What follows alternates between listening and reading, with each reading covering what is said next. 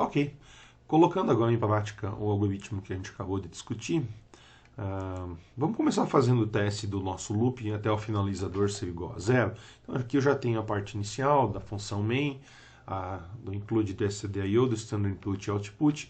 Vamos começar então declarando a nossa variável de entrada, que é o número, e construindo um loop do while que permita com que a gente faça uma repetição até a ocorrência do finalizador, ou seja, ele vai ter que ficar repetindo enquanto o número fornecido for diferente de zero, de tal forma que quando o número for igual a zero, ele encerra.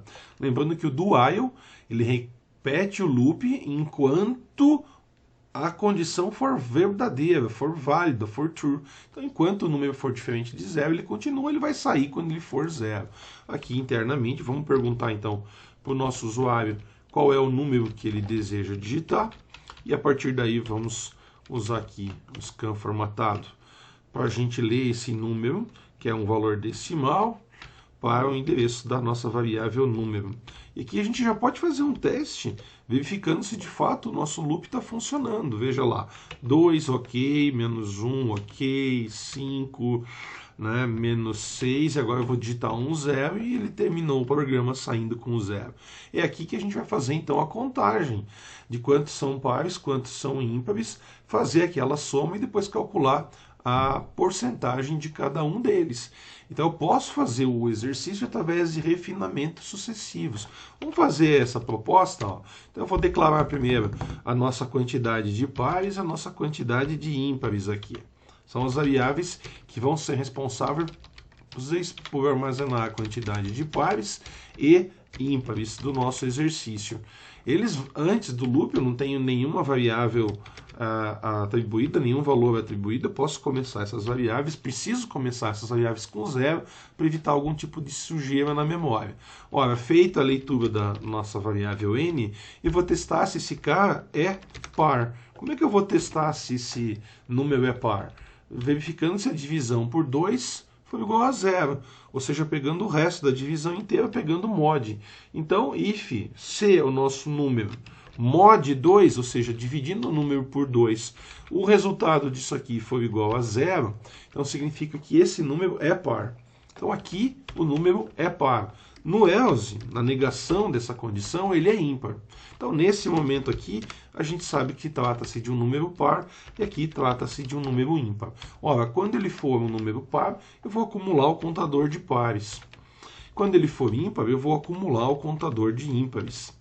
E aqui, no final, eu posso fazer a soma, verificar qual é o total. Vamos declarar a nossa variável int total de números. Lembrando que aqui é o total de números válidos.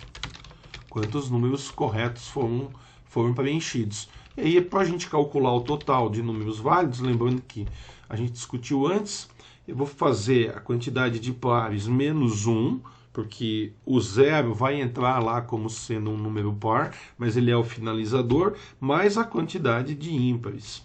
Bom, a partir daqui a gente já pode mostrar esse total de números e fazer um teste, né, total de números.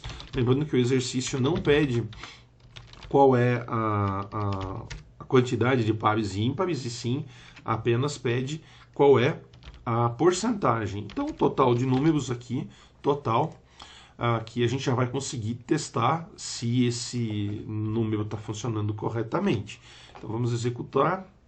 Então, beleza, vamos colocar um 1, que é o ímpar, um 5, um ímpar, um 2, um par, um 4, um par e sair.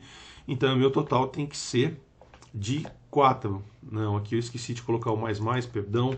Então, vamos lá, vamos colocar o mais aqui.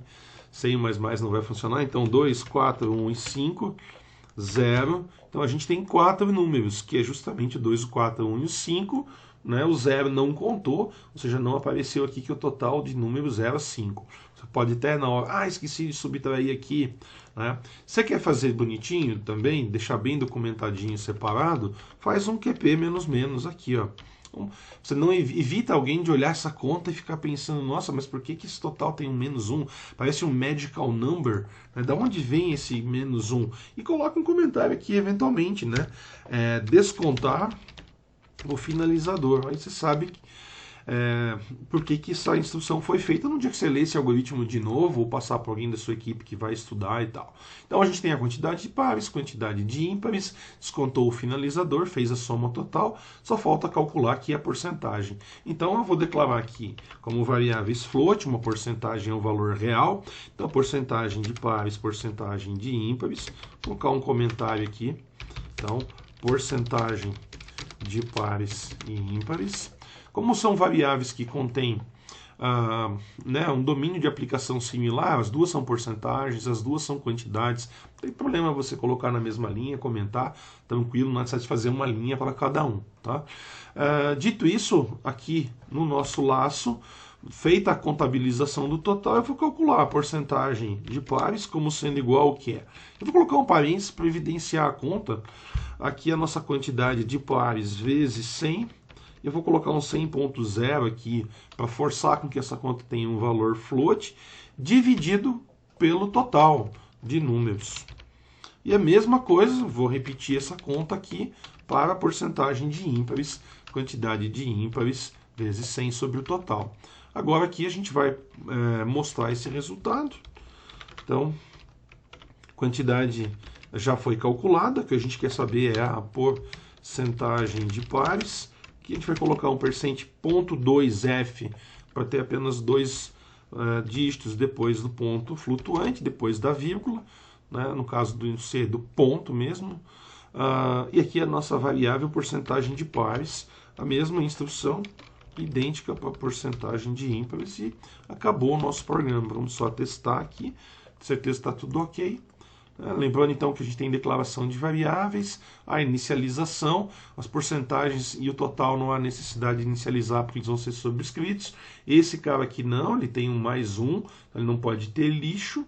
Feita a contabilização do par e do ímpar, a gente vai mostrar a porcentagem de pares e a porcentagem de ímpares. Então vamos ver aqui o nosso resultado, baseado nessa contabilização.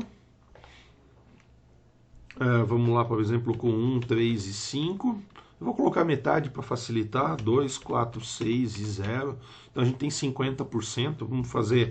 Vou executar novamente, vamos colocar aqui, sei lá, um 7, um 44 e um menos 22, só para a gente ver que está tudo ok no número negativo também. Então aqui eu tenho 1/3 de números pares, e 2/3 de números pares e 1/3 de números ímpares. Então está aqui 66%, né, uma dízima periódica de pares e 33% de ímpares. Beleza, gente? Então é esse nosso exercício.